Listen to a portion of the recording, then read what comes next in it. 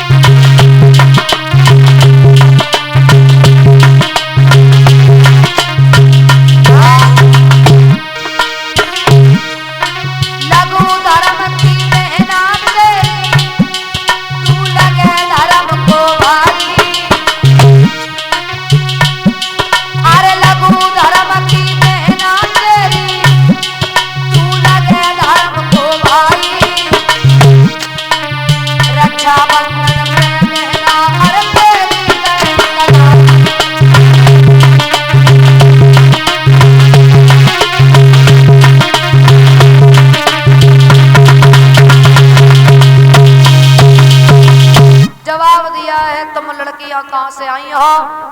कहा कि मैं बरसाने से आई हूं दही बेचने के लिए। कहा कि ये बताओ तुम में से कितने का विवाह हो गया, कितनी कुआरी हो? कहा कि हम 3 का विवाह हो गया, 2 वही कुआरी हैं। बोले विवाह कहाँ हुआ? बोले बरसाने में।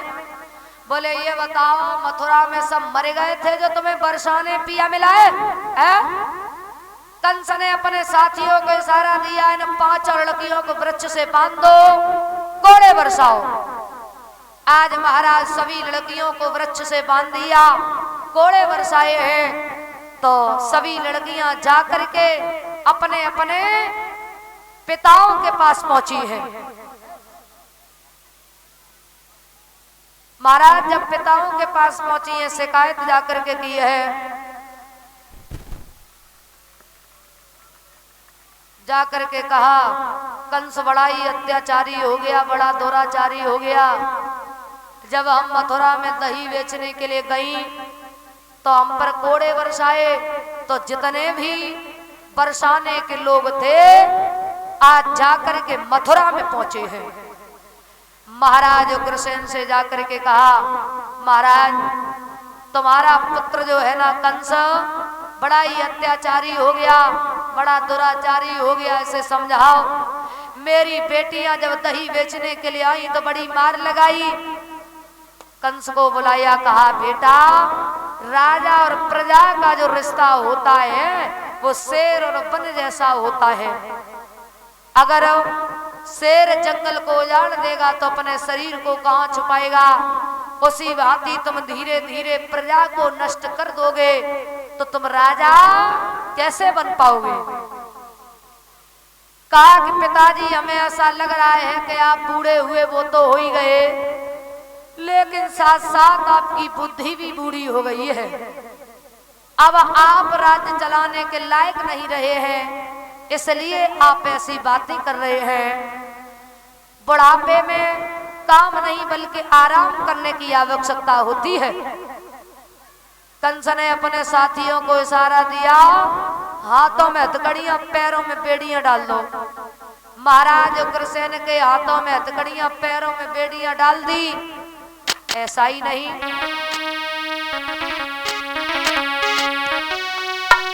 अरे अपने बाबा उग्रसेन को धीरन हाथ पकड़ के